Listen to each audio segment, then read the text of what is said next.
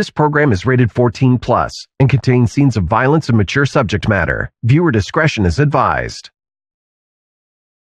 The Edson crews got a call of an RV on fire Monday about 7 p.m. and they found the RV fully involved. The license plate was able to be recovered, and that was able to identify who the registered owner was, which was Lyle Marie McCann. Investigators, along with search and rescue crews, have now returned to the scene of the fire to look for some evidence of the couple's whereabouts. My family is remaining optimistic that my parents are out there somewhere. And we believe that someone, somewhere, has some information that can, complete this jigsaw puzzle. We had many public pleas. Well, there's just hundreds and hundreds of tips. We were, speaking to anyone that could possibly be, involved in property crime or drugs, because those are often the motives. The RCMP is cautioning the public and everyone out there to not approach him, as he could pose a threat to your security. Until now, RCMP believed Travis Vader knew something about the disappearance of Lyle and Marie McCann. Now they believe he did something. We have been devastated for 2 months, and it's enough. And if he knows something, he needs to help us bring Grandpa and Grandma home. We can't keep doing this anymore. Welcome to Crime Beat. I'm Anthony Robart. In July 2010, Lyle and Marie McCann set out from Alberta on a road trip to British Columbia. But the retired couple never made it.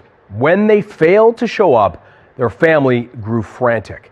And 2 days after the couple left, their motorhome was found burned to a shell. But the mystery was only beginning. Here now is Jamie Dahl with Road of No Return. You could often find them on a long open road embarking on another adventure. Lyle and Marie McCann, both in their late 70s, were seasoned road trippers. Lyle was a retired long-haul truck driver. He felt right at home on the highway. On July 3rd, 2010, the couple left St. Albert, Alberta, and set off on a summer adventure to British Columbia. We had saw them the day Friday before they left and had dinner with them. Mom and I went garage sailing and back to their place. Mom and I loaded the motorhome and off they went the next morning. Lined up in front of your computer. It's where they found joy, outside their RV, in nature, soaking up the splendor of their golden years. How are you? They were the classic snowbirds. They love traveling and driving like thousands of miles. If there was something to do, they did it. Hand in hand together, they explored everything they could. They're going to go to Cultus Lake in BC, and they're going to take about a week to get there, and they're going to pick up my sister and her daughter. They lived in Calgary, but Trudy was going to fly out there, and they're going to pick her up at the Abbotsford Airport. It was a common thing for them to go camping, and we wouldn't talk to them until they got home, kind of thing. It would not have been anything but normal for them not to call us. But Marianne did get a call. Not from the McCanns, but from their daughter, 1 week later on July 10th, when the pair was supposed to pick her up. I got a call from Trudy saying Mom and Dad did not meet them at the airport. The couple kept an emergency cell phone in the glove box of the SUV they were towing. We got the phone call. The first thing you do is call the number. And nothing. And nothing. Brett was in a meeting, so I drove to his office, barged into the boardroom, and said, Brett, we have a problem. Something had happened because Bretton's parents never were late. You can count on them to be exactly or an hour early, but they just were never late for anything, much less picking up their daughter and granddaughter from an airport. When Lyle and Marie didn't arrive, their family immediately filed a missing persons report with RCMP. I don't recall, assuming the worst. Something happened with their motorhome or something, or they're stuck somewhere. There was some problem. It would come out and everything would be okay. Where are they? Mysterious circumstances surround the disappearance of two seniors from St. Albert. According to police, the last place the motorhome was seen was here in Edson on Monday. We know you're out there, you may be hurt, but we're looking as hard as we can for you. Days before the family reported the couple missing, a discovery had been made 2 hours from the McCann's home. The Edson crews got a call of an RV on fire Monday about 7 p.m. and they responded out to it, found the RV fully involved. Police in Alberta have now connected a burned-out motorhome that was discovered a week ago to an elderly couple that hasn't been heard from in 10 days. They were planning a trip to BC, and now their family is asking for the public's help in finding them. Global Edmonton's Aaron Chalmers is in St. Albert at the last place the couple was seen. Aaron? Kevin, I'm standing outside the home of Lyle and Marie McCann. The couple left here Saturday, July 3rd, heading for Abbotsford, BC. On Monday, 2 days after the McCanns left St. Albert, their motorhome was found engulfed in flames near a campsite outside of Edson. But the couple was nowhere to be found, and the green Hyundai SUV they were towing was also missing. Edson is only about 200 kilometers from the McCann's home in St. Albert, and 869 kilometers from their final destination of Cultus Lake. We found out that the RV had been involved in a fire on July 5th, 2010. The license plate was able to be recovered, and that was able to identify who the registered owner was, which was Lyle and Marie McCann. At the time when it initially came to our attention, it was, should we say, simply a burned vehicle. But now with the circumstances, we're treating it as very serious. There was no evidence of any people being anywhere near the RV. There was no smell of burning humans. And we just have this vehicle. They search the overall area. They do neighborhood inquiries, do inquiries in the campground. There is no evidence to suggest foul play. They found the burned out motorhome, but RCMP said they find this all the time, so they didn't think anything of it. I believe it took some time for them to even go back to the home of the McCanns. It was over the summer holidays, so I think there were these assumptions that people just weren't home. The RCMP knocked on their door about that motorhome, but nobody ever contacted us, and they didn't actually put together that my parents were missing, that there was an issue, until my sister contacted them. It felt from the beginning that something was amiss. The fact that that motorhome was found burnt out, that it was registered to Lyle and Marie McCann, that there was a knock at the door, but then no further follow through. That's certainly a concern of ours. We're looking at how it was found, how it was reported, how it was investigated. We were able to, get clear video evidence of them gassing up their RV before their road trip in St. Albert at the Superstore gas station. Credit card records helped RCMP track the July 3rd footage down. The couple also purchased some groceries. My dad's a truck driver. They gassed up in St. Albert, and they would have been just blown through the mountains by, the end of the first day. So it doesn't make any sense. These were the most loving, decent people. So something couldn't happen to them, couldn't possibly.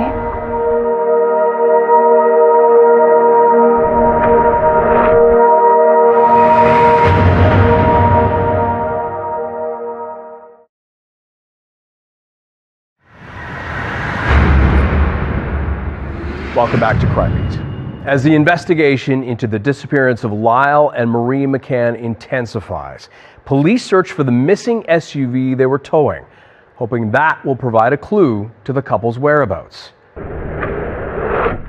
Here again is Jamie Dahl with Road of No Return.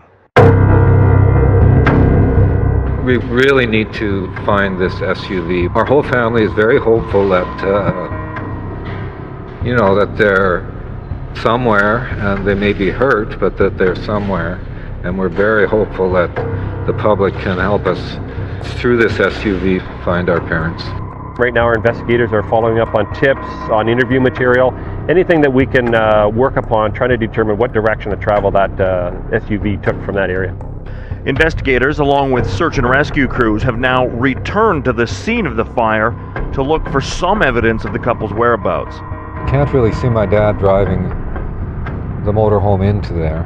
So I'm not sure that that's where the SUV and the motorhome became separated.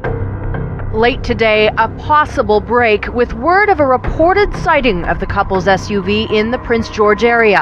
RCMP say they want to talk to a man and a woman who came into their detachment with critical information.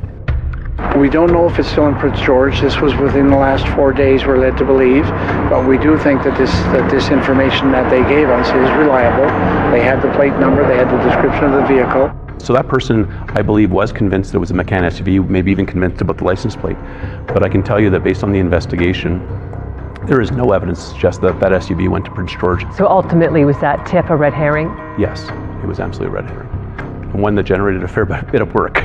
We had many public pleas, help us find our parents and everything, that people phoned in and tips came in. Well, there's just hundreds and hundreds of tips. I created a page on Facebook, help us find Lyle and Marie. It's a mystery, you know, and I think people want to help us to solve it, to get beyond the nightmare. Look at the determination and the spirit of this little beauty. We've got four, we're challenging one another to see which one is going to be dominant. So it's got free rein in the yard. I give all four equal chance. My dad was very strong and very nice, and he was a truck driver, so when I was growing up, he would be out of town sort of half the week kind of thing.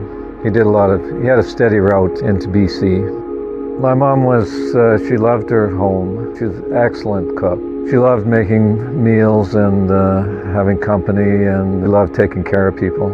Shopping with her, laughing with her. Everything you did with Mom was beautiful. Dad was one of Brett's best friends, a total guidance. They both guided both Brett and I throughout our married life. They were almost married 60 years. They loved each other very much. I remember, they always called each other darling. Lyle and Marie McCann built their lives in St. Albert, moving to the community 44 years ago and raising their 3 children. I'm the oldest. I'm the baby. It was absolutely a huge story. It was a story that quickly gained national attention because of that relatability. It could be your grandparents or parents. And that attention was also on the RCMP from the beginning and how they were handling the case. The McCanns were last seen gassing up their motorhome on July 3rd.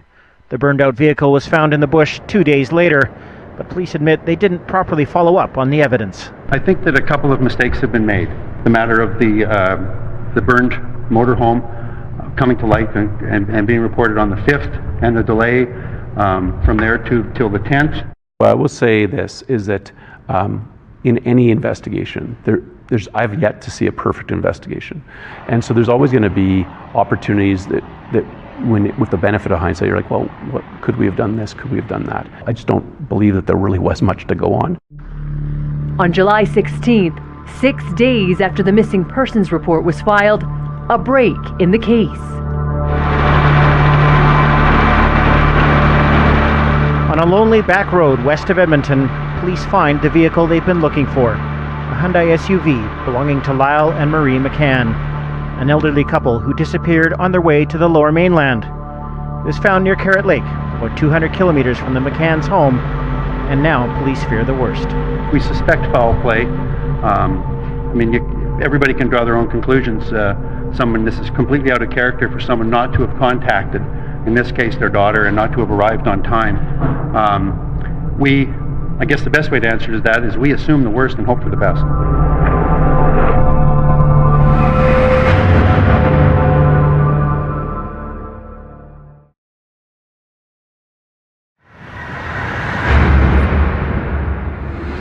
Welcome back to Crime Beat. Almost 2 weeks after the McCanns left for a trip to British Columbia, police locate the missing couple's SUV and announce a break in the case.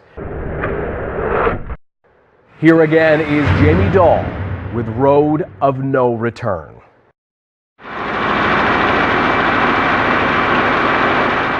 RCMP said they got tips from the public who claimed to have seen a man driving the McCann's SUV in the Edson area. They publicly announced him as a person of interest. Good evening. We begin tonight with two major breakthroughs in the disappearance of Lyle and Marie McCann. RCMP have a person of interest in the case of the missing St. Albert seniors. 38-year-old Travis Edward Vader is a known drug user with outstanding warrants. And late today, police announced the couple's SUV has been located west of Edmonton. We don't know where Mr. Vader is right now, and we need the public's help in trying to locate him. We were, speaking to anyone that could possibly be, involved in property crime or drugs, because those are often the motives for thefts and other things. During one of those interviews, that Travis Vader was seen in a vehicle that resembled the missing McCann SUV. The RCMP is cautioning the public and everyone out there to not approach him, as he could pose a threat to your security. We have obtained court documents that show just 3 months ago Vader breached his conditions, so it does appear he did have a past criminal history. The Vaders are well known and well liked in the small hamlet of Mackay. Travis Vader grew up in the area and graduated from Knighton Junction High School. It's also where, until just a few years ago, he was raising his family of 7. Friends and neighbors say he's been spotted in the area, but because of his reputation for violence and fighting, many are simply too scared to report his whereabouts to police. The days-long manhunt came to an end on July 19, 2010. A large contingent of RCMP members surrounded a property near Mackay, Alberta, about 15 kilometers from where Travis Vader once lived. He was arrested for the outstanding warrants. He is still a subject of interest in this case. We believe that Mr. Vader has information relevant to the McCann missing person investigation. There was a handful of offenses that he was wanted for, and those allowed us to arrest and detain him, and he was then remanded in custody in relation to those offenses based on his criminal record. 3 weeks after the McCanns went missing, family, friends, and complete strangers gathered in St. Albert to raise awareness and pray for the missing couple. After it became clear that something terrible had happened, we had this candlelight vigil. Then we organized search parties. The McCann family isn't giving up hope, putting up posters along the Yellowhead Highway from Edmonton to Kamloops, asking for help wherever they can find it. My family is remaining optimistic that my parents are out there somewhere, and we believe that someone somewhere has some information that can, complete this jigsaw puzzle. Family and friends of Lyle and Marie McCann grab a stack of posters, a roll of tape, pick a location. Okay, so cameras, can I put you down for? Sure. And head out. The waiting for my mom and dad to walk through the door is becoming interminably difficult. RCMP spent weeks scouring numerous rural properties near to where the McCann's RV and SUV were found, even calling in a civilian dive team to search a small pond. Neighbors say the man who owns the property at the end of the road where police are looking was once a close friend of Vader. Investigators were also trying to get information from Travis Vader, who was remanded in custody. Until now, RCMP believed Travis Vader knew something about the disappearance of Lyle and Marie McCann. Now they believe he did something. We have been devastated for 2 months, and it's enough. And if he knows something, he needs to help us bring Grandpa and Grandma home. We can't keep doing this anymore. He denied any knowledge of McCann's, any interaction with McCann's, any interaction with their property. Deep in the heart of central Alberta, friends and family of Lyle and Marie McCann scour the dense brush for clues. We're trying to stick to all the back little wiggly roads where nobody travels. Marie McCann describes this area as Travis Vader's backyard, saying Vader grew up in the area and likely knows these remote roads inside and out. Still, for searchers, the area is incredibly vast. I covered numerous searches during that time. You're out there and it is deep boreal forest. It is acreages, spotty properties, mostly gated, many of which have no trespassing signs. I remember one time approaching someone who lived out there and they said, "We live out here for a reason, look at the sign." It wasn't a friendly place. The months soon grew cold, and so did the search for the McCanns. The family put up billboards offering a $60,000 reward. but the hope they had steadfastly clung to was beginning to fade, and by November, the ground search was called off. I started thinking the worst and that they were gone. Then a matter of finding out how and why and where. RCMP were absolutely incredible at keeping us informed and updated. I remember asking if they thought that Mom and Dad could still be alive. And he said no.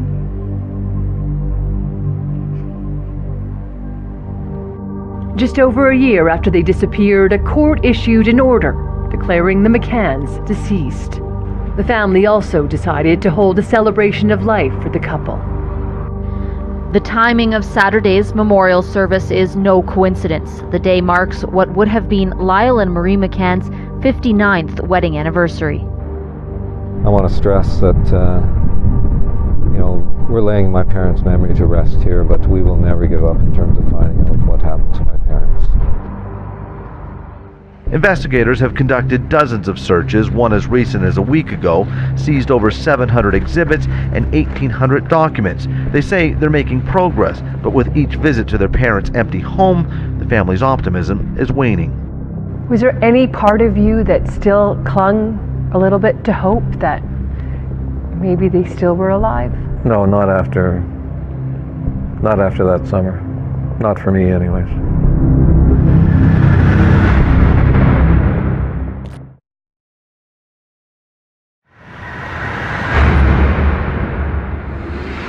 Welcome back. Travis Vader remained in custody on unrelated charges for which he was convicted and sentenced in December 2011. But his troubles with the law did not end there. He was facing another round of charges, 14 in total, arising out of events alleged to have occurred the previous year. These charges included drug trafficking, theft, and possession of a firearm. But it wouldn't be until April 2012 that Travis Vader would face the most serious charges of his life. Now, back to Jamie Dahl with Road of No Return. As the investigation proceeded, police named Vader as an official suspect. The McCanns have never been found. They were legally declared deceased last summer, and today, 22 months after they disappeared, Travis Vader is charged with their murders. Understandably, the public have many questions about what happened to the McCanns. Those questions will be answered in due course through the court process. We've never had a confession from Mr. Vader. We had circumstantial evidence, and we also had a lot of forensics that was being developed and applied. As long as he was still in custody, we were continuing to examine what other avenues might exist. We are very relieved. As you know, this has been quite an ordeal. We've waited a long time for this arrest, almost 2 years. We still don't know what happened to my parents and where my parents are. 2 years later, in 2014, just weeks before Travis Vader was set to stand trial for a double murder, a shocking twist in the case. Some disappointing news today for the family of an Alberta couple who went missing almost 3 years ago. Charges against Travis Vader, the man accused of killing Lyle and Marie McCann, have been stayed. I've worked on this man's case now for a number of months, and my professional assessment is that there was not now, and there never was, a realistic or serious chance of any conviction. When Travis Vader was charged, it was just weeks before jury selection. When this was supposed to go to trial, there was word that the Crown didn't get all of the disclosure. And I think the Crown even called it a disclosure fiasco. And so the Crown said, we have to stay these charges. We do not have confidence that we are going to get all this material on time in order to go ahead with this trial. We were just gobsmacked that this was not going to proceed. After waiting for so long and assuming that they had everything, their act together, that this would be halted? Everything here was on a hard drive. The Crown at that time was trying to piece everything together to get ready for trial, and she noticed that disclosure was missing, that she didn't have everything. And so she contacted the main investigator, and he then very quickly went through it and confirmed that they were missing this disclosure. And this would have been with trial quickly approaching. It wasn't that the RCMP was withholding evidence from the Crown. There were cases when we went back to audit disclosure where information was not stored in a manner that made it easy for the investigators to locate it and disclose it to the Crown. They didn't do it deliberately. It was just such an overwhelming case. If they don't resume charges within 1 year, he can't be charged again with that. And as each month goes by, you think he's closer to freedom. In October, all other charges against Vader, including the firearm and theft charge, were ultimately stayed. And for the first time in 4 years, he was released from custody. You still maintain your innocence, Travis? Of course. Now it's like, okay, we've got 1 year in order to recommence this prosecution, and we need to do everything that's humanly possible to allow the evidence to be properly assessed by the Crown. And we were able to put together a new disclosure package with the same core evidence, plus new information coming in. We have to disclose that as well. Just weeks before Christmas of that year, the first-degree murder charges against Travis Vader were reinstated. And 6 years after the McCanns went missing, the case was finally set to be heard in court. You can imagine, we've been sitting there for years waiting for something to happen here, for Vader to be held accountable. The Crown says it could call over 100 witnesses and will prove Vader's DNA was located throughout the McCann's SUV and on a beer can found nearby. The defense alleges the RCMP had tunnel vision, making Vader their top suspect, painting him as a villain. It argues there's no proof the McCanns are actually dead, and says it will call into question forensic evidence and name other suspects. This time, the trial was judge alone. There was no jury, and it was a long trial. And just seeing Vader in the courtroom, and his attitude, I can't forget that either. Vader made faces at us and sneered at us and was nonchalant, horrible, intimidating. It was a technical trial. It was circumstantial as well. And that was part of the defense. Where are the bodies? Where is the weapon? Bit by bit, the evidence and testimony was revealed, placing Travis Vader in the path of Lyle and Marie McCann, beginning on the day the couple hit the road in July of 2010. Mr. McCann was wearing a particular baseball hat, and that became very important. They're driving west towards Blue River, and at 2:15 or 2:14 p.m., Mr. Vader is using their cell phone to call his ex-girlfriend. Investigators eventually recovered the McCann cell phone after an interview with the ex-girlfriend. She said she found the phone at a mutual friend's residence that Travis was known to stay at, and before the police knew that she had the phone, she disposed of it in a dumpster. A large part of this trial was very technical, showing cell phone towers and where cell phones pinged. The Crown relied on those cell phone records and witnesses to help retrace Vader's whereabouts. Around noon that day, he had been at a friend's place whom he had done drugs with in the past, who lived near Piers, Alberta. So that would have been between Edson and Carrot Creek. And he showed up, and he was driving what was later determined to be a stolen Ford F-350 truck. And that vehicle later was located with an attempt to burn it, but it hadn't burned. The key to the McCann SUV was found in that. So you've got that timeline. 10:08 a.m. The McCanns leave. 12:15, Mr. Vader leaves Dave's place in the Piers, Carrot Creek, Edson area. 2:15, he's using their phone. And at 4:15, he shows up at Dave's place driving their vehicle. He was broke prior to that. He now had money. All the while, what he's done is he's moved the McCann RV and their SUV, took those to a nearby campground at Minnow Lake.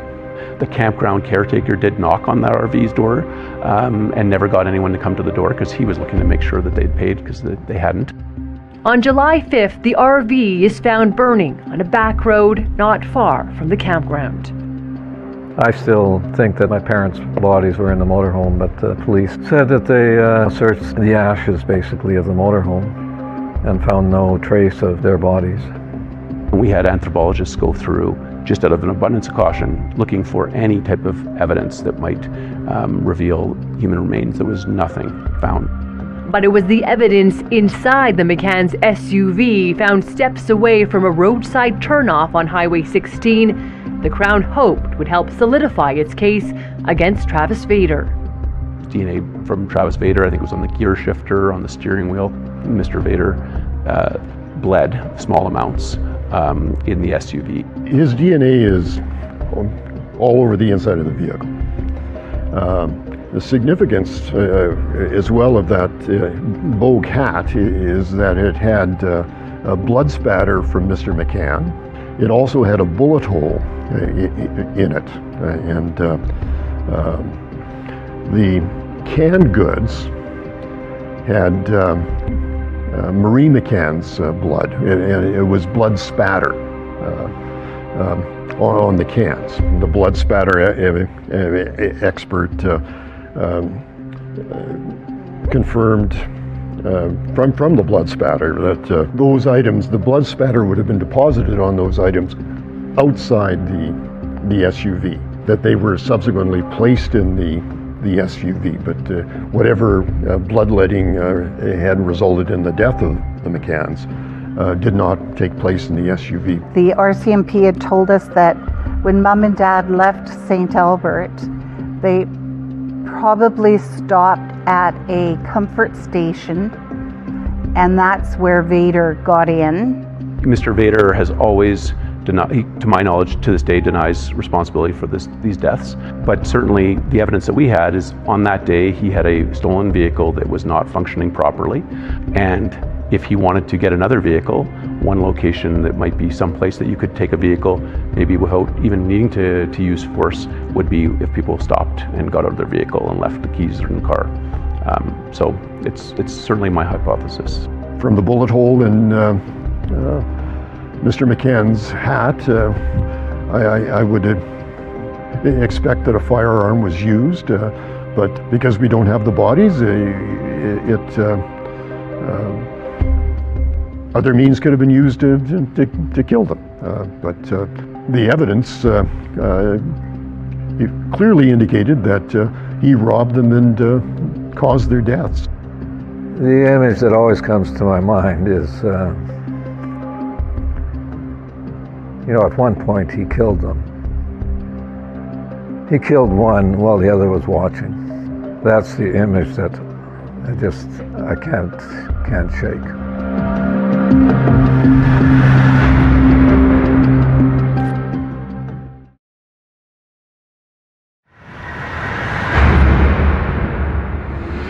Welcome back.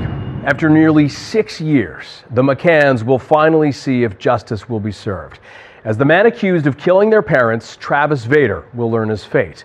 And for the first time, the public will see it live, with cameras broadcasting the court's decision. Here now is Jamie Dahl with a conclusion of Road of No Return.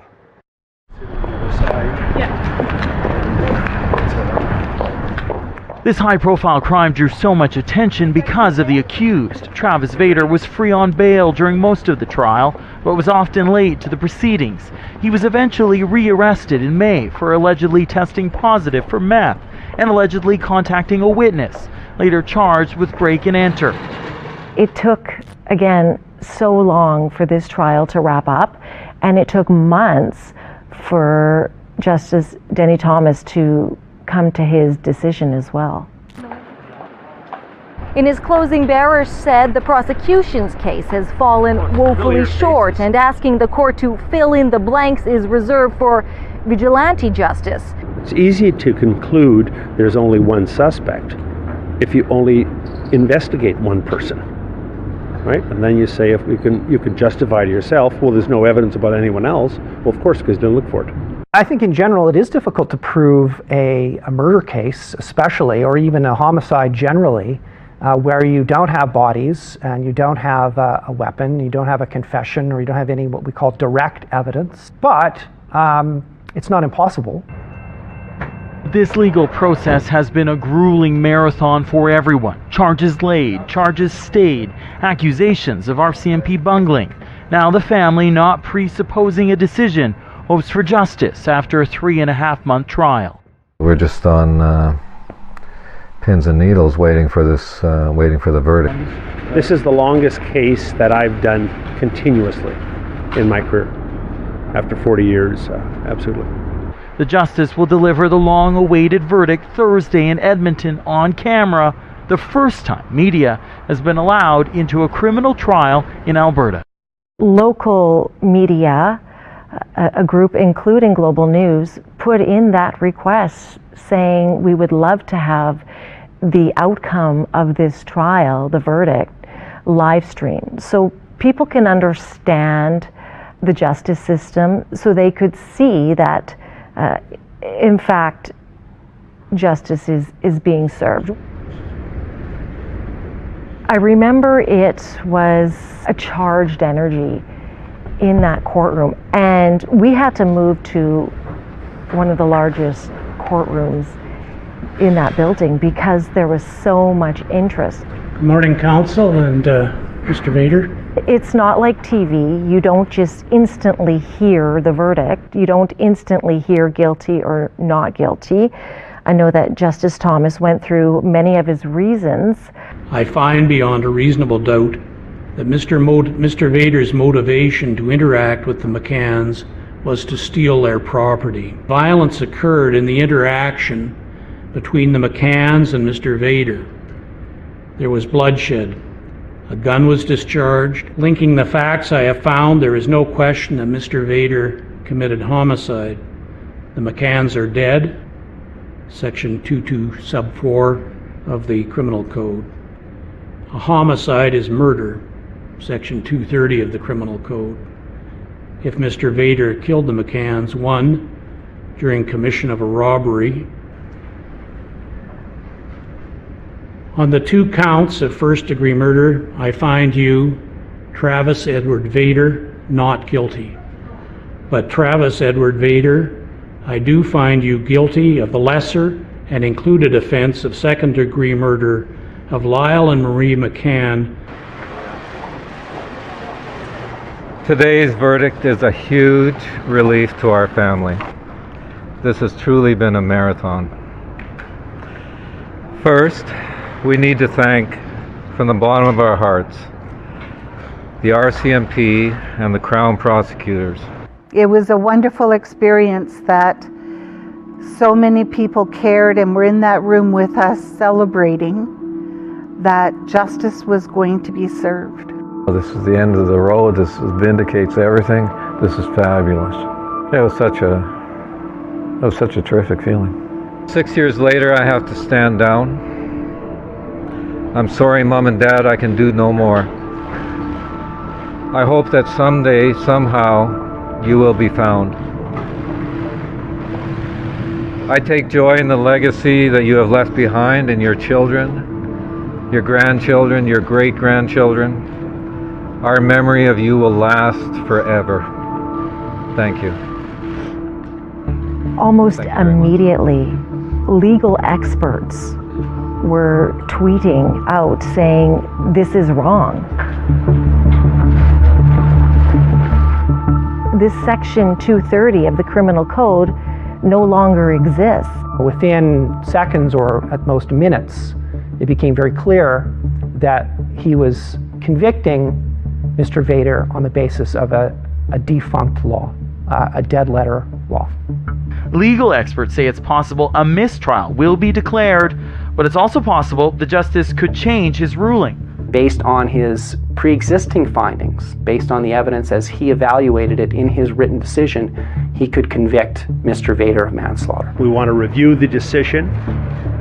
There will be an appeal based upon what we think are errors in the judgment. I think about a month later, Justice Thomas revised his verdict to manslaughter, but retained the life sentence, which to me was a good outcome. The judge in the Travis Vader murder trial admitted he made an error, one he attempted to fix today. Justice Thomas made the correction, and even though Vader was hoping for a new trial altogether, instead he was convicted of manslaughter. 1 week was set aside for sentencing arguments before Vader would learn his fate. Justice Denny Thomas handed down his sentence to Travis Vader. Vader stood in court today maintaining he is innocent and said he will continue to fight until he clears his name. After 40 years of practice, I must say this is one of those few cases which haunts me and remains a mystery. We thought it was a just sentence, an appropriate sentence. Vader must serve 7 years before he is eligible to apply for parole. As Vader repeated his words of innocence, Brett McCann demanded again for Vader to tell him where the bodies of his parents are. Travis Vader, where are the bodies of my parents? He shows no remorse for what he has done. I want Vader to know that our family will be at this and any future hearings, and we will demand to know where he put the bodies of my parents. 2 headstones bearing the names of Lyle and Marie McCann rest in a St. Albert cemetery, but the plots remain empty. It's important to be able to bury my parents. And bigger, it lets us know what happened. And as time goes by, I don't lose that need to know. A bill named after the McCanns is currently before the House of Commons. It proposes stronger penalties for convicted killers if they refuse to disclose the location of their victims' remains. When people have been proven to have credible information on the location of those remains who are refusing to provide that, in my opinion, they're committing another crime against the family by withholding that information. And so it's so important that families get that closure. There's no way they deserve this. I hope they remember them. McCann's Law would plant their name in eternity. You think, how can anybody do this to such a loving, caring couple? I am totally grateful that I had them in my life. I'm totally grateful that they gave me Breton to love for this long.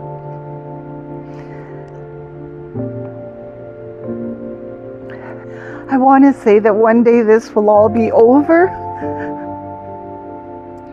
but it never will be, because we can't change the past. But that we can find peace. I don't know if they'd live this long, but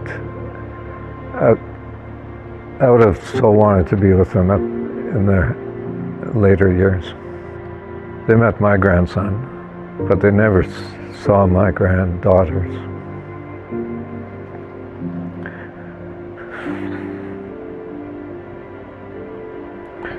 That would have been so nice. A statue of 2 loons stands not far from the McCann's old home, preserving the memory of the adored couple. Travis Vader has already been denied parole once. The McCanns vow to be present at every future hearing. Thank you for joining us tonight on Crime Beat. I'm Anthony Robart. Want more episodes of Crime Beat? Listen to the Crime Beat podcast now for free on Apple Podcasts, Spotify, or wherever you find your favorite podcast. And for past episodes of Crime Beat, go to the Global TV app, visit globaltv.com, or check out our Crime Beat YouTube page. This program is rated 14+ and contains scenes of violence and mature subject matter. Viewer discretion is advised. As soon as he stepped out, he was ambushed by two individuals and he was shot dead. My message to Mr. Fuentes Gramajo: there are millions of eyes looking for you. We will find you. Now, Turmel was at the top of Canada's most wanted list, suspected of leading the Blood Family Mafia street gang even while on the run. Let's call it the way it is. That's torture, and I was shocked. I've never seen that in Quebec. Rabi Akalil has been convicted twice for murder and has ties to organized crime. If you know where Rabi Akalil is, we don't need your name. We don't need your location. We just need to find him. Canada currently has 181 active red notices for individuals wanted in Canada that are believed to be abroad. Every one of us, every police officer serving in this room, every member of the public, have a part to play in locating these wanted fugitives. Good evening and welcome to this special edition of Crime Beat. I'm Anthony Robart. Each year, police release their top 25 list of those most wanted for serious crimes. The Be on the Lookout program, or BOLO, offers rewards up to $250,000 for information leading to an arrest. So since 2018, this effort has led to the capture of 45 suspects. Tonight, we detail how police tracked, located, and ultimately brought these suspected criminals to justice. Here now is Manhunt. In the shadows of Vancouver's North Shore Mountains, Canada's most wanted are about to step into the light.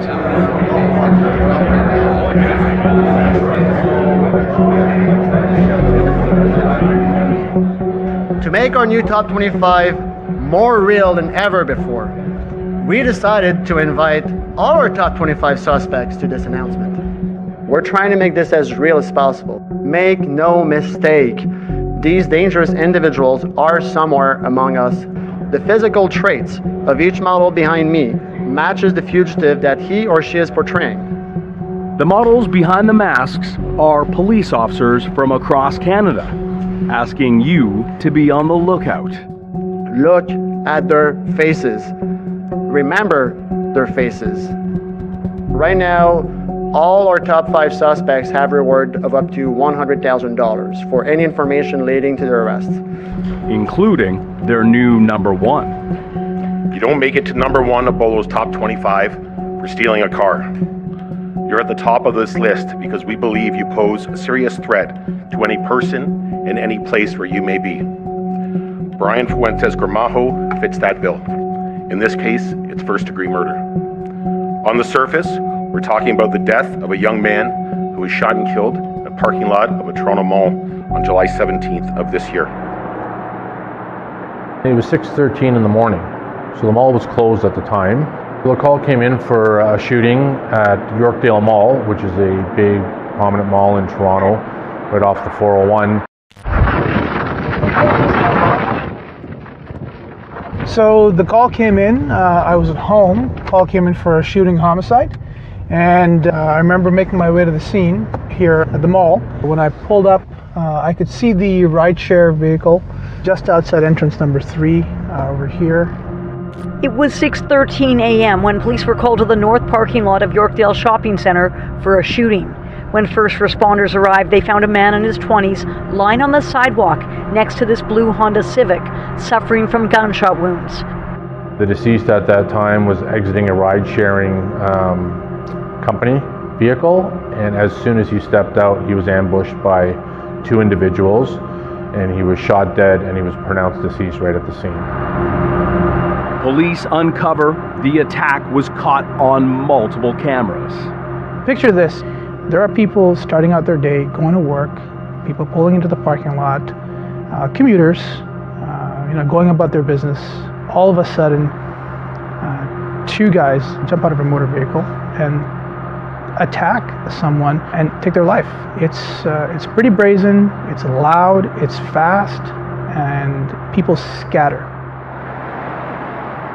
The rideshare driver tells police it started as a typical drop-off. At this point in time, the investigation is in its early stage. What I can tell you is that it is not a random shooting. What we know about the victim is that he's 28 years of age. He went by Little Bentley. He was a rapper. He's from the Montreal area. He does have ties to Toronto. His name is Kashif Jamal Bentley Jean. As vehicles are towed for forensics, police canvass the community. Video tracking is one of our investigative techniques where we literally track a car trying to follow that vehicle, in this case, pre and post homicide. Police uncover a white Dodge Ram had shown up minutes before the crime. As the rideshare pulled up, there was already another motor vehicle in place prior, what I would refer to as staged, and as he was exiting, there were at least in excess of 20 shots fired. It's a miracle that nobody else got hit, the rideshare driver, and then these two guys, run back to that staged car and take off like a bat out of hell. To multiple highway escape routes which run right off the parking lot. We find that motor vehicle pretty quick. It was a stolen vehicle. I can't get into the specifics of it, but I can tell you that it was tracked ultimately and located in the city of Toronto. So a part of our investigation was to also review video from the theft of that motor vehicle location, and we disseminated those images through local police networks within Ontario and Quebec. And that's when we get our first break. One of the officers from Quebec was able to identify one of the individuals, one of the shooters. They identify 20-year-old Bradley Lucate Nicholas. Trace evidence gathered by forensics helped them identify a second alleged shooter, 23-year-old Brian Fuentes Gramajo. When we watched our video surveillance, what we were able to see was that the suspect vehicle was set up parallel, and two offenders exited the car, which we're alleging is Brian Emmanuel Fuentes and Bradley Lucate Nicholas, and they ran over and they shot Kashif Jamal Bentley Jean, and he dropped in his tracks. Then they took off back to the car on foot, back to the motor vehicle on foot, and then they exited onto Yorkdale Road. Analysis of rideshare data leads them to a third suspect. So Jimmy Prudent at the time was 28 years of age, and our information leads us to believe that he's a setup guy. All I can tell you is that I believe I know who was involved. The why is a question that I may never know. Police turn the spotlight to Montreal, where all three suspects and the victim, Kashif Jamal Bentley Jean, are from. La Presse investigative journalist and crime reporter Mesa Farah has been following the case. In the last 6 years, there has been a lot of shootings and murders related to all kinds of different conflicts, between gangs. For me, it's kind of a classic gang-related murder in the sense that there was a lot of tensions prior to that between gangs. So Mr. Fuentes Gramajo is wanted for first-degree murder right now. He is a resident of Montreal. He does have ties to a gang out in Montreal, and also this gang is associated to the Vancouver Lower Mainland as well. The gang is called Zone 43 from northern Montreal. 2706. If you ain't finna shoot. Kashif Bentley Jean was a very well-known gang member based in Montreal, affiliated before with Rolling 90s, and then who then created his own clique called A1.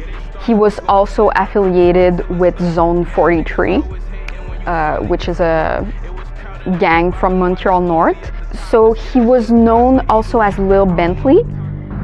Bentley was allegedly involved in the murder of Cedric Belisar, a member of the Zone 43 gang. We do know from sources, both police and criminal sources, that the day after Cedric Belisar's death, there was a contract put on Lil Bentley's head. So that's why allegedly both murders could be related. A man has been arrested and police are looking for two others in a fatal shooting at Yorkdale Mall last month. Toronto police arrested 20-year-old Bradley Nicholas of Montreal on Monday, charging him with first-degree murder. Two other men you see here, Brian Emmanuel Fuentes Gramajo and Jimmy Prudent, remain at large and are wanted on the same charge. The charges are connected to the shooting death of Kashif Jamal Bentley Jean in the mall's parking lot on July 17th. Police warn the two outstanding suspects are considered armed and dangerous. Brian is 5'6", he's 144 pounds. Visually, he will stand out. He has a scar above the left eyebrow. He has a tattoo on his left temple. He has a tattoo under his right eye. He's got tattoos on both sides of his neck, back and arms. We believe he's within Montreal and Toronto. We have no indications to suggest that he's left Canada right now, with our partners with the US. So he's around. It's extremely important to get him off the streets. So whether you're in Montreal, Toronto, Vancouver, or anywhere else in this country or beyond, our ask is simple. Be on the lookout. And if you know something, if you see something, say something. My message to Mr. Fuentes Gramajo and all the fugitives on this list, your world got a lot smaller. There are millions of eyes looking for you. We will find you. Call your lawyer and turn yourself in.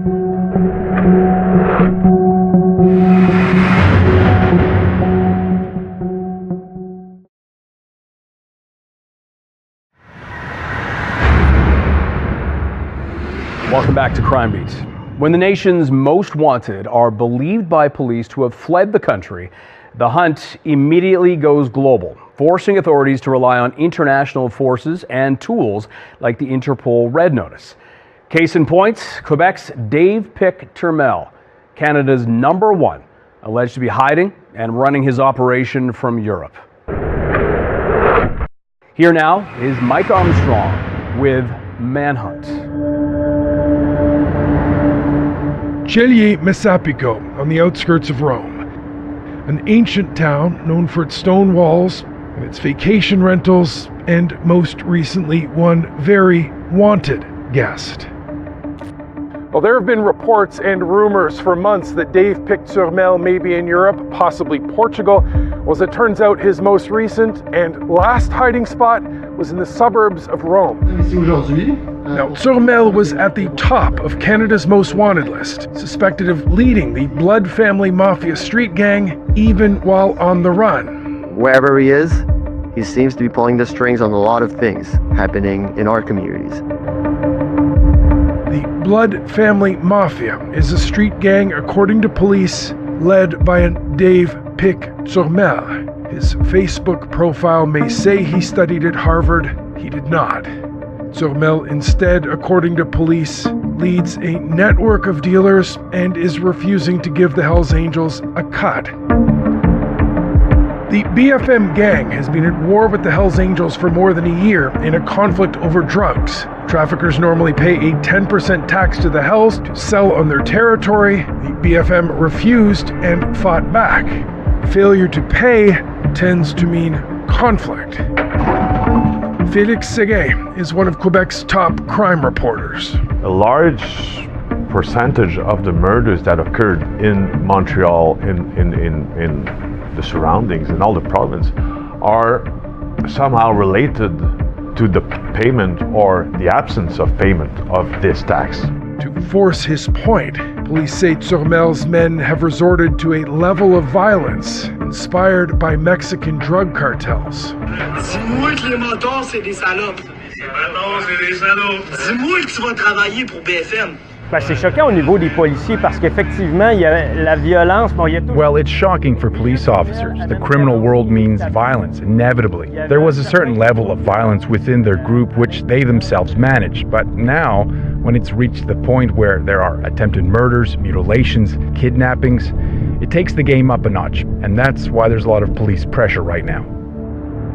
It was here in February in the village of Saint Malachy. Members of the independent gang, the Blood Family Mafia, spent days inflicting pain on their enemies. They also filmed and shared parts of it. Let's call it the way it is. That's torture, and I was shocked. I've never seen that in Quebec. But I mean, Mike, we've seen terrible things. We've heard terrible things, but now we see terrible things. That's a major difference for me.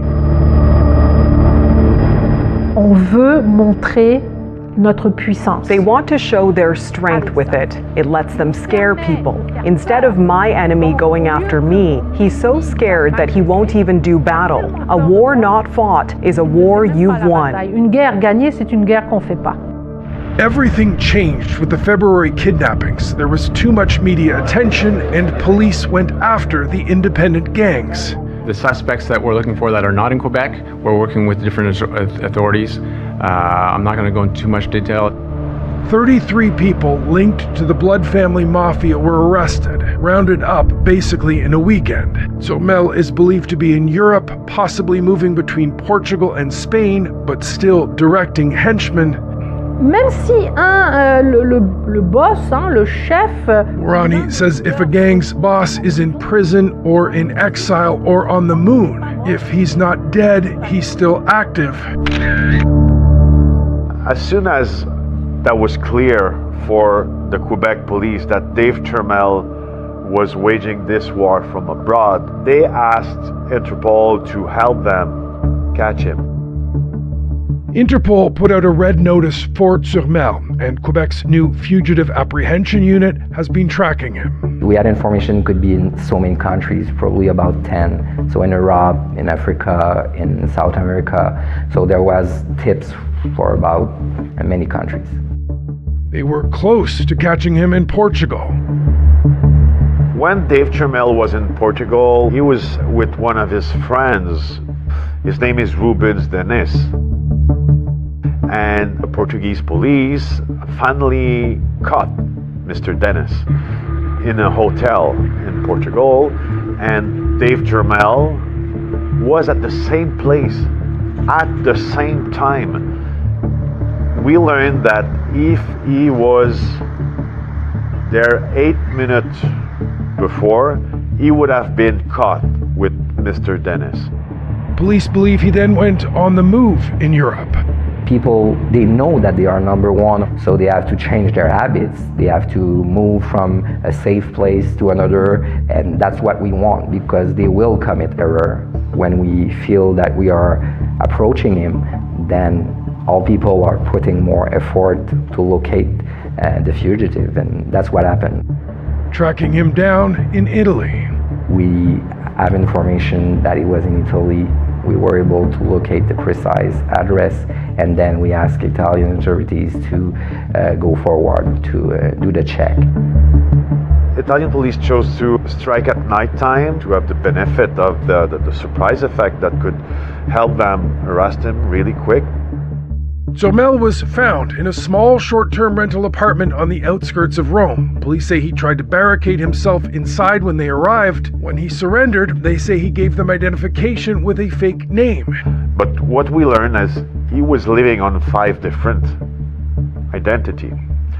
He was driving a Mercedes. He has a girlfriend, German girlfriend, who was living with him.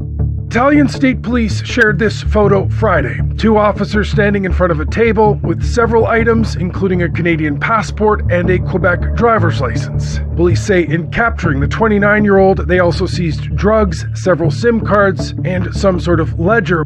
Turmel's now being held in a prison closer to downtown, less than a kilometer from the Vatican. Police were offering a reward of up to $250,000 for information leading to Turmel's arrest. That may be what happened. We can surely say that the reward was so attractive that it helps someone who was really close to the whereabouts of Turmel to commit treason. Because I know that for a fact, that the reward has been totally or partially paid to a police informant. In addition to their global strategy to diminish urban violence in Montreal, police believe the capture of Turmel has helped reduce the level of violent crime in the city.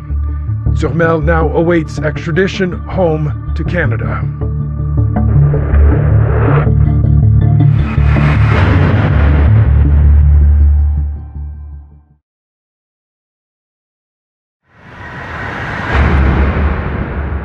Welcome back to Crime Beat. Since 2018, the majority of the top most wanted have been captured, both domestically and abroad. This includes Rabi Al-Khalil, who was convicted of murder in absentia, setting off a worldwide search. Remarkably, this was not the first time he had been caught and returned to justice after fleeing the country. Here now is Jules Knox with Manhunt. Take a good look at this face. Information leading to his arrest could net you up to $250,000. If you know where Rabi Al-Khalil is, we don't need your name. We don't need your location. We just need to find him. Rabi Al-Khalil has been convicted twice for murder and has ties to organized crime. In July, Al-Khalil escaped from the North Fraser Pretrial Center in Port Coquitlam with the help of two others posing as contractors. This reward will be paid if the information provided led to the arrest of Mr. Al-Khalil. Period. There are no other conditions. On the evening of January 17, 2012, the temperature in Vancouver dipped below freezing. But deep in the heart of downtown, the Sheraton Wall Centre was buzzing with energy. Dip Dury had gone in with a friend, sat at this table by the window. His friend, he went out for a smoke. The shooter arrives nearby, comes in disguise through the revolving glass doors into the lobby. In the lobby, there's a number of people milling about.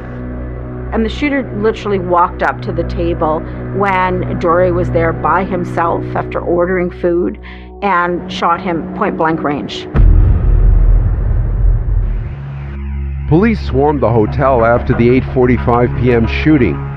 Ironically, 36-year-old Sandeep Dip Dury was sitting in public at a window seat in the Top Flight Hotel restaurant, out on bail for fleeing from police.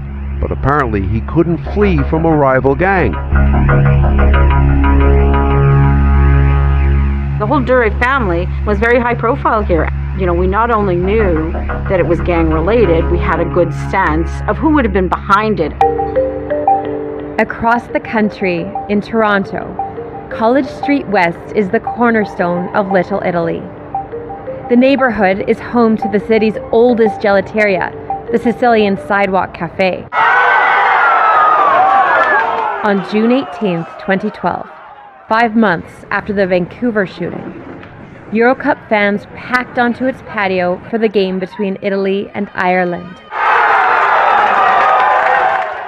At halftime, Italy was leading 1-0. An unknown person enters the patio by himself and seats at a table by himself. He's dressed in a construction-style outfit, orders a beverage from the staff. While the staff are in the process of getting that order for him, he then gets up and engages our victim and shoots him point blank multiple times before fleeing the area on foot. What I can confirm is 2 victims right now. Our homicide squad is on scene, however, they've just arrived as well, so I don't have anything further on the victims. Johnny Raposo was enjoying a drink in the cafe when a trigger man came up and assassinated him, essentially. He was a family man. He had a child and had another one on the way.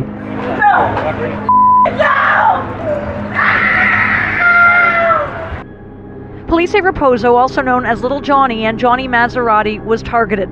The gunman, who was dressed as a construction worker wearing a white dust mask, fired shots point blank at Raposo's head. Another man who was also injured in the shooting is expected to survive. This is a very extensive investigation that we're conducting. This is the very, very beginning of that investigation. There is a lot of legwork still to do. During the investigation, police intercepted hundreds of messages that wove a web of betrayal. And they started taking a closer look at some of the victims' business associates. Rabi Al-Khalil, his name came up as someone who was of interest. There was evidence that Johnny Raposo had been part of this criminal organization that Al-Khalil was also a part of that was importing, exporting cocaine. And that for some reason they had a falling out with him and they decided to take him out. Before Canadian officers were able to catch Rabi Al-Khalil, the suspected killer left the country. It was quite some time later he turned up in Greece, was found to have a false passport, and was taken into custody by Greek authorities. Upon Rabi Al-Khalil's return to Canada, he first faced court in Toronto for the murder of John Raposo. It all apparently began over a grudge and money. 3 of the men found guilty, Nicola Nero, Martino Caputo, and Rabi Al-Khalil, were allegedly involved in cocaine trafficking and hired a hitman to kill 35-year-old John Raposo. The jury then delivered their verdict, all guilty of first-degree murder and conspiracy to commit murder. A decade after the killing, Rabi Al-Khalil then faced trial for Sundip Dure's murder at the Sheraton Wall Centre. Al-Khalil was accused of hiring a hitman to gun down his rival. On the evening of July 21st, 2022, instead of being in a high-security penitentiary, Rabi Al-Khalil was held at a facility in Port Coquitlam because he was on trial. My phone starts blowing up and I see Al-Khalil's escaped. You know, it was still early evening. It had happened within an hour of getting these messages. And I'm like, oh my God, oh my God. We see on the surveillance video 2 people posing as contractors. They wore masks over their faces. And these guys used a plasma torch to cut through from part of the jail into the yard so he could go into the area that they were in. He got this vest on. You see them getting into a white van. They take off. The van was later abandoned. Al-Khalil's connections range from across Canada to the United States, Europe and Asia. A Canada-wide arrest warrant and an Interpol red notice are being prepared. 3 years later, Al-Khalil was found to be hiding in the Middle Eastern country of Qatar. BC's elite gang unit, CFSEU, finally confirming the capture of fugitive killer Rabi Al-Khalil. Al-Khalil was taken down by a police dog in Qatar September 5th. CFSEU says it's working with Interpol and international partners to have Al-Khalil return to Canadian soil, but no timeline has been set. We are working with them, Interpol, as well as our international partner, for the next steps, which is getting the paperwork to Qatar, to their officials, and the process of bringing him back to Canada. Qatar is fugitive heaven. Canada has no extradition treaty with Qatar. The alternative is diplomatic, multi-year chats, or an arrangement, which is let's make a deal. We have someone you want, you have someone we want, and they trade.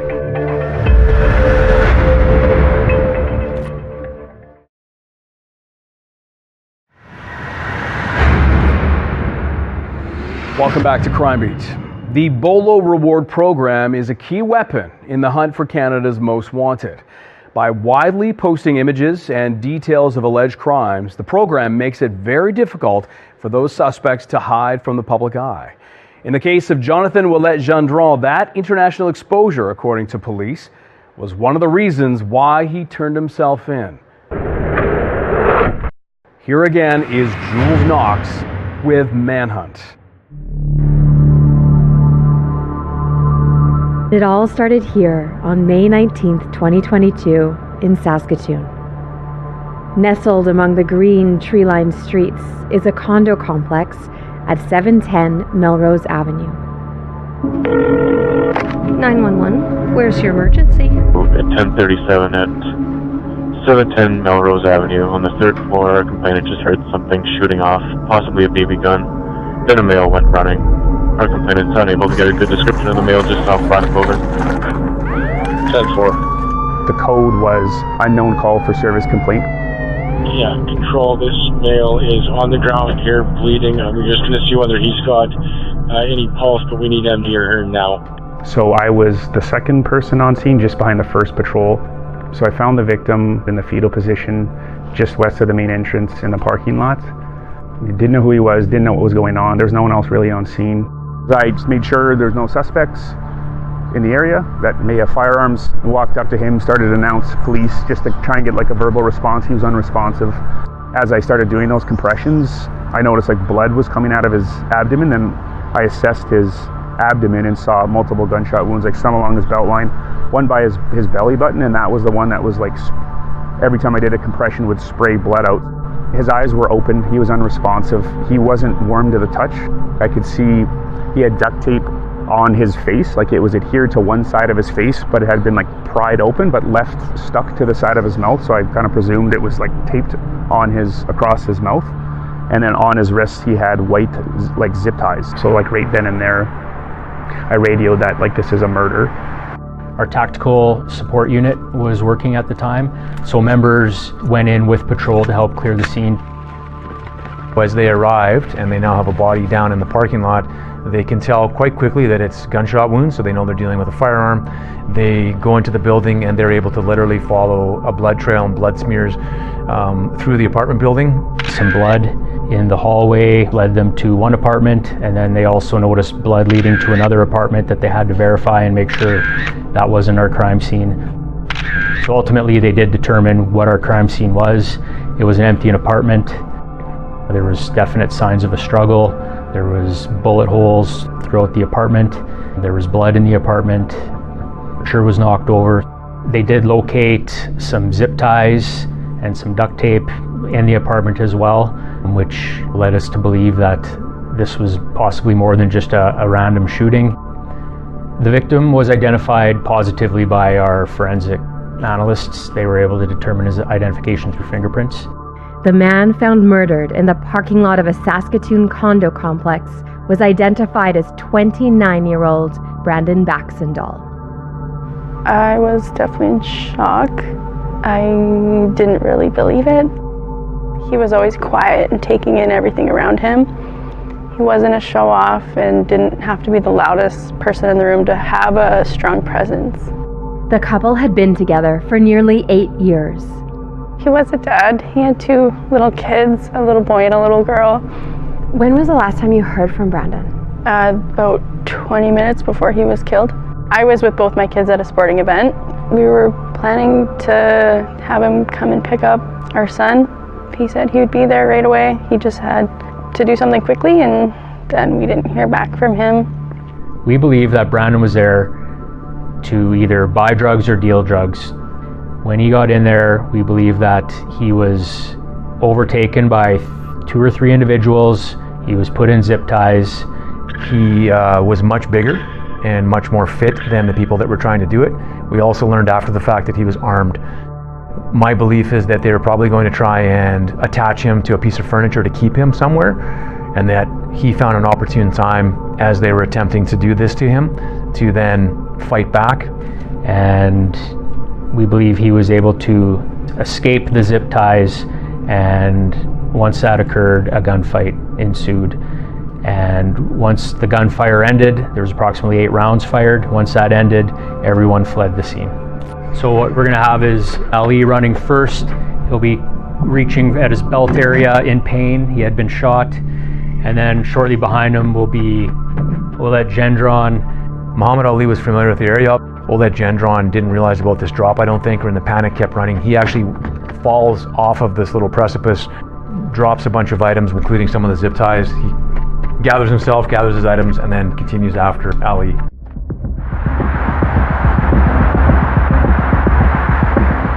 the next time that he comes to our attention is in Toronto. Police had finally caught up with their prime suspect in May of 2023, nearly a year after Brandon Baxendale's murder. They were able to confirm that Jonathan Ouellette-Gendron was renting that apartment under an assumed name. The next day, actually, we were hoping he was going to get arrested, but the night before, he's seen on video packing up and leaving. He does get into this white Cobalt, but him getting into that vehicle is the last time we've seen him. We weren't able to identify the vehicle, any persons involved, and where Jonathan went to after that. Police say Jonathan Ouellette-Gendron's trail goes cold, and his whereabouts stay a mystery for a little over 3 years, until they get a very surprising call. I'm sitting at my desk working, and Chad walks into the office and said, "You're not going to believe this." On August 1st, 2025, I was contacted and informed that Jonathan had reached out to his family, who reside in Quebec, and told them that he was currently in Mexico, he was tired of running, and wanted to turn himself in to the authorities. It was just really hard to believe that this was happening.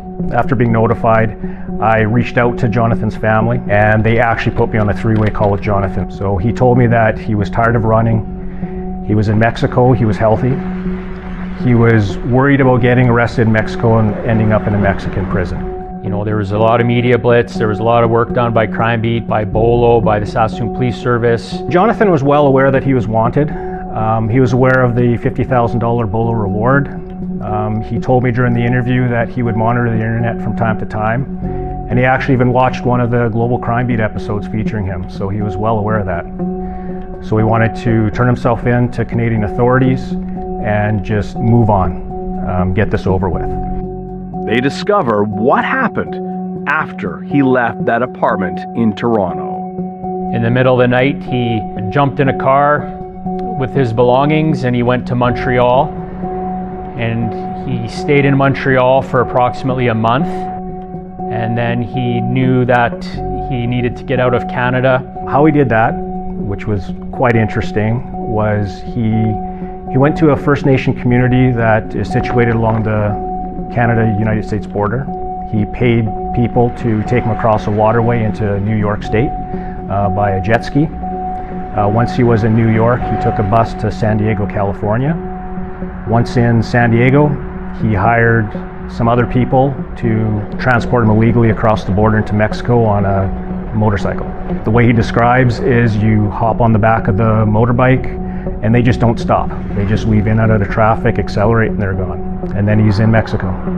From there, he went to Cancun, Mexico, where he said he partied and lived it up for about 3 months.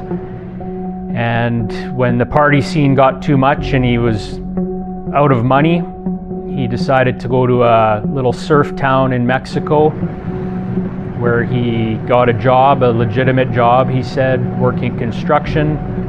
And at one point, he said he got basically kidnapped by the cartel, and he was held for 3 or 4 hours and was beat up quite severely.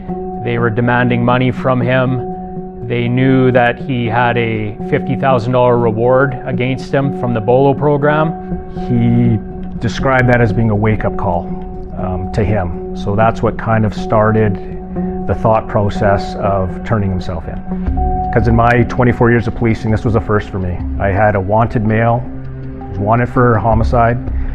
He's wanting to turn himself in. He's in another country illegally, has no passport, no ID, no money, no bank account.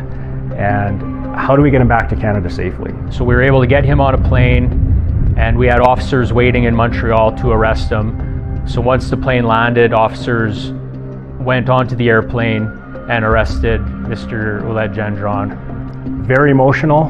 Right when I got word that the handcuffs were on Jonathan, the very first call I made was to Brandon's mother. I believe the first words out of my mouth when she answered was, "We got him." She was in complete shock. She put me on speakerphone with the rest of the family, where I went over the week's events and how things transpired. So it was a very emotional conversation with them.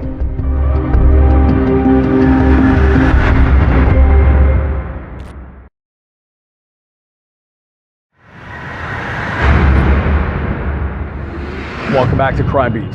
Half of Canada's most wanted are now behind bars, with many arrested internationally, including Cody Casey in Oman, Kamara Cunningham in Atlanta, Georgia, and Harry Rajkumar in Guyana.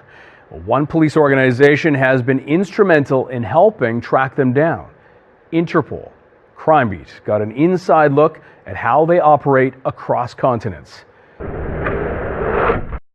Here now is the conclusion of Manhunt.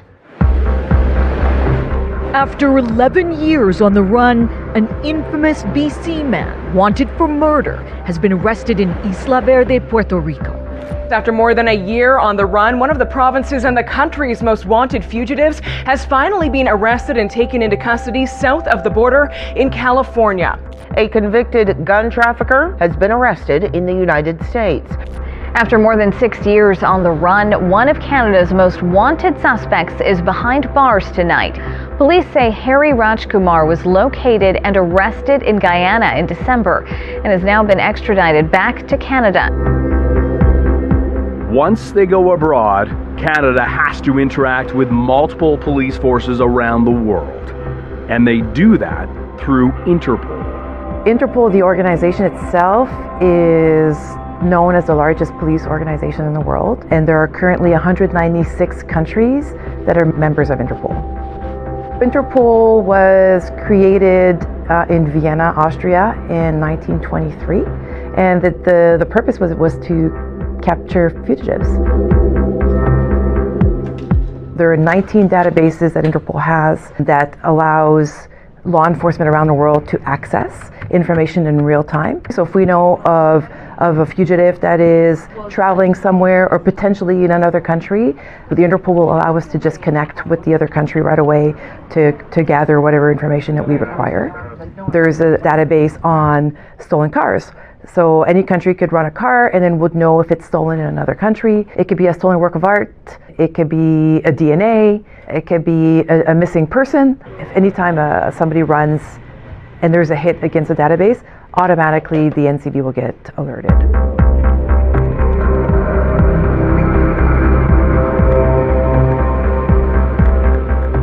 That averages to about 25 million searches a day.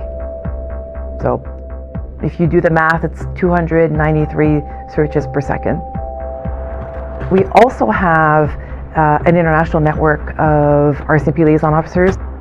There are about 70 liaison officers in all regions of the world, so we have all continents covered. So their job is basically to be our boots on the ground in order to advance what Canadian police requires to advance their investigation. One of Interpol's most powerful tools is the Red Notice.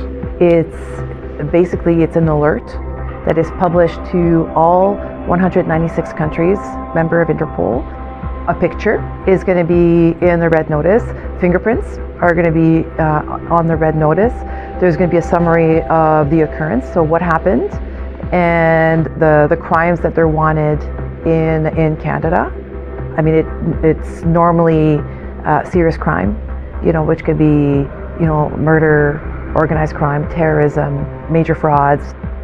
Canada currently has 181 active Red Notices for individuals wanted in Canada that are believed to be abroad. So currently Interpol globally has over 125,000 active Red Notices. Every one of us, every police officer serving in this room, every member of the public who's watching, listening, or reading about this announcement have a part to play in locating these wanted fugitives. While the hunt for the suspects is making huge gains, there are many still at large. For the families of the victims, a painful wait for justice. So police are asking the public to look closely at Canada's top 25 most wanted.